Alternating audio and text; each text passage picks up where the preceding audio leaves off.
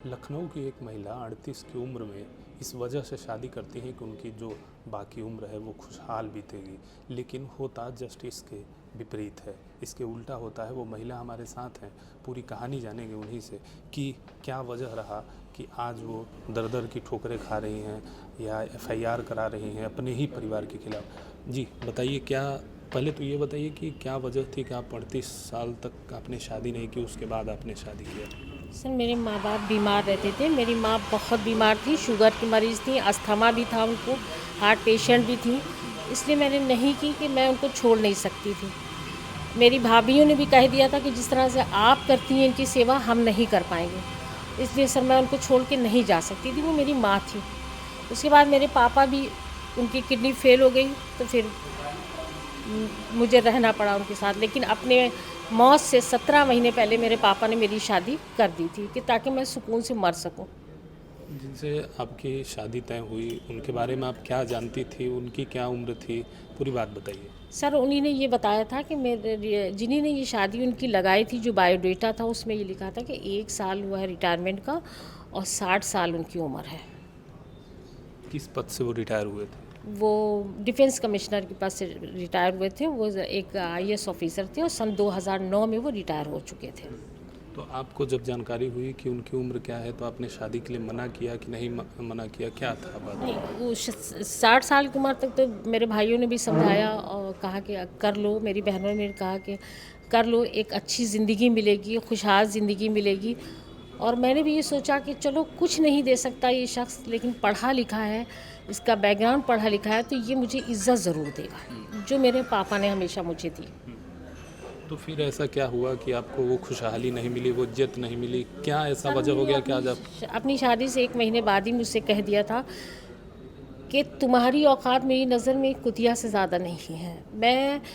मैंने 50 साल अपनी शादीशुदा ज़िंदगी के मैं गुजार चुका हूँ। मुझे एक देखभाल करने वाली की ज़रूरत थी। मुझे नहीं पता था कि तुम्हारी उम्र कम है। तो मैंने उनसे कहा कि आपके पास मेरा पासपोर्ट आ चुका था, आधार आ चुका था, आपने देखा नहीं था कि क्या उम्र है? कह रहे मुझे एक 60-65 साल की औरत चाहिए थी, जो मेरी देखभाल करती और मेरे घर की देखभाल करती। उस पे भी मेरे माँ बाप को गालियाँ दी जाती थी कि उन्हीं ने झूठ बोला और बताया नहीं कि उनकी बेटी की उम्र कम है। फिर मैंने जब औलाद के लिए कहा तो उन्हीं ने कहा कि नहीं, मेरी औलाद भी हो, मेरी औलाद की औलाद भी है, मुझे औलाद नहीं चाहिए। इसलिए उन्होंने 2 बार मेरा अबॉर्शन भी करवाया। कितने बच्चे थे उनके? उनके 3 बच्चे हैं। बड़ी बेटी सफ़िया सामून, उनसे छोटी आमना सामून, और एक बेटा है इमरान सामून, और उसकी बीवी है ताहिरा। तो ऐसा क्या हो गया कि आपको लखनऊ वापस आना पड़ा और आज आप एफआईआर करा रही हैं? क्या हुआ, ये क्या वजह रहा? सर, घर में 3-4 बार से मैंने एक आदमी को आते देखा। मुझे उस पर कुछ शक था कि वो सही नहीं है। मुझे उस पर शक था कि वो सही बंदा नहीं है। जब मैंने अपने पति से इसका विरोध किया कि देखिए, ये आदमी ठीक नहीं है, इसकी जिससे दोस्ती है वो अपने घर ले जाओ, वहाँ बात करो, हम यहाँ मत आए। यहाँ हम सिर्फ आप और हम और पीएसओ ही रहते हैं। तो बहुत हमारी धुनकाई ईद के दिन ही की गई, बहुत ज़्यादा। हमने कहा कि ये अब यहाँ नहीं आएगा, चाहे जो कुछ हो जाए। उन्हीं ने अपने बच्चों को इसकी खबर दी। बच्चे आए कि मेरे बाप का घर है, तुम्हें किसने ये हक़ दिया है कि तुम फैसला करो कि यहाँ कौन आएगा और कौन नहीं आएगा? तो मैंने कहा, मैं भी तो आपकी बीवी हूँ, बराबर का हक़ होता है उनका। यहाँ कोई हक़ की वो नहीं। तुम्हारा हक़ सिर्फ मेरे बाप की पेंशन पे है। जब वो नहीं रहेगा तो उसकी पेंशन तुम्हें मिल जाएगी। ज़मीन जायदाद से भी कुछ लेने की कोशिश ना करना। वो ये 10 बार हमसे कह चुके थे। मेरा सब कुछ मेरे बच्चों का है, तुम्हें सिर्फ पेंशन मिलेगी। बस इतनी सी बात थी जिसकी वजह से आप लखनऊ आ गई कि कुछ और? नहीं, फिर उन्हीं ने मुझे अपने बच्चों को बुलाया। 10 तारीख को पूरे जम्मू कश्मीर में ईद थी। वो लोग पाकिस्तान के साथ ईद मनाई थी और बाकी हिंदुस्तान में 11 को ईद थी। बच्चे इनके 11 ही को आ गए। मैं जब उनको तीनों को एक साथ देखा तो मैं काफ़ी डर गई थी। फिर मुझे बुलाया गया, मुझसे पूछा गया कि तुम्हारी हिम्मत कैसी हुई कि तुमने मेरे बाप को ऑर्डर दिया कि ये आदमी यहाँ नहीं आएगा। मुझे मारा गया, पीटा गया। उसके बाद ऊपर एक कमरे में ले गया, ले जाकर वहाँ बंद कर दिया।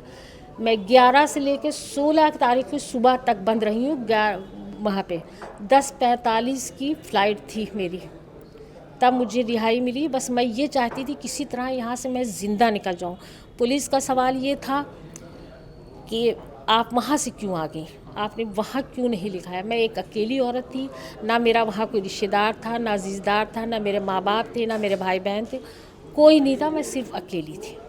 आपने जो एफआईआर लिखवाया है, जो एप्लीकेशन दिया है, उसमें जो एफआईआर दर्ज हुआ उसमें रेप की भी धाराएं हैं, तो क्या हुआ था वो घटना बताइए। सर मेरे शौहर जो है वो गोली खाते हैं टैबलेट और सो जाते हैं, नींद की गोली। नींद की गोली, और उसके बाद वो जो है अपना रूम बंद कर लिया, जाड़ा था, हीटर चल रहे थे, रूम बंद थे सबके। इनके दामाद फयाज़ अहमद अहंगर छोटा और इनका बेटा और इनकी बीवी बेटियां बाहर खड़े होकर, और ताहिरा कहती थी ऐसा कुछ ना करना कि ये मर जाए, बस ज़िंदा रहे। समझ में आया आपकी। और जिस दिन जो है मैं आई हूँ इस इमरान के साथ, सारे रास्ते मुझसे वो यही कहता रहा, मेरी ब्लू फिल्म तक बनाई गई, सारी रास्ते तक वो यही कहता रहा कि मेरा बाप ने तो तुझे छू के छोड़ दिया है, अगर तू चाहे तो मैं तुझे रख सकता हूँ, मेरे दोस्त का घर खाली है, तो मुझे खुश करना और मैं तेरा सारा खर्चा उठाऊँगा। ये कौन कहता था? उनका बेटा इमरान सामून, जो मुझे श्रीनगर से, कश्मीर से ही मुझे, मैं आपको इसका सबूत दूंगी कि वो धमकियां दे रहा है कि मैं अगर काट के फेंक दूंगा, ज़बान काट दूंगा। तो सर ऐसे हालात में हम वहाँ कैसे जा सकते हैं। और पुलिस विवेचना के नाम पे जो मजाक कर रही है वो ना ही करे तो बेहतर है। आपको यहाँ से न्याय नहीं मिल रहा है, क्या बात है?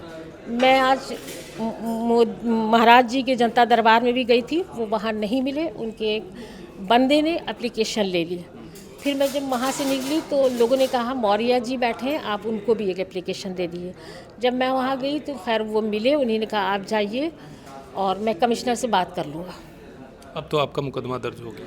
मुकदमा दर्ज होने में भी मुझे बहुत पुलिस ने दौड़ाया, गाज़ीपुर की, और बड़ी मुश्किल से मुकदमा दर्ज हुआ है।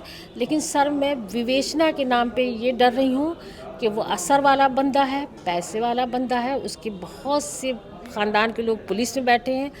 विवेचना के नाम पे वहाँ सिर्फ एक मजाक होगा, घूमे फिरेंगे कश्मीर पुलिस वाले और चले आएंगे। हालांकि जो उसमें धाराएं लगी उसमें उनकी गिरफ्तारी फ़ौरन होना चाहिए। ये बात बताइए, जो आपके साथ ये अन्याय होता था, आपने कभी अपने शौहर से ये बात बताई तो उन्होंने क्या कहा कि नहीं? 11 से लेके 16 की सुबह तक मैं उसमें रही, लेकिन 15 को मुझे मौका मिला तो मैं भाग के अपने ही बेडरूम में चली गई जहाँ ये लेटे हुए थे।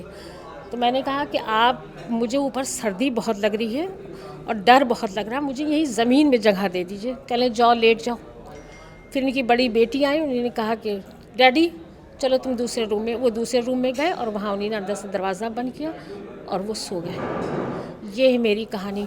उन्होंने ये नहीं सोचा कि ये मेरी बीवी है और इस पर क्या गुजर रही है, ये तो सोच लेते। सारी रास्ते वो यही कहते आए अपने बेटे से, इमरान इसके घर वाले जो है दामाद की इज़्ज़त करना नहीं जानते। क्या दिया नहीं इसके घर वालों ने मुझे, दामाद की इज़्ज़त करना नहीं जानते। हमने कहा आपको तो पहले ही पता था कि हम लोग गरीब हैं, आपको नहीं दे पाएंगे कुछ। अब आपको क्या उम्मीद है?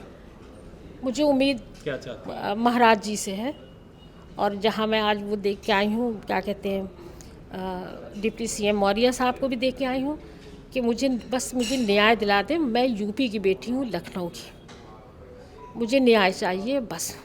ठीक है, तो सुना आपने, ये पीड़िता हैं जिनकी उम्मीद है कि इनको लगता है कि मुख्यमंत्री योगी आदित्यनाथ या जो डिप्टी सीएम हैं उनको उनके यहाँ से इनको न्याय मिलेगा। Mangla Tiwari, PTC news, Lucknow.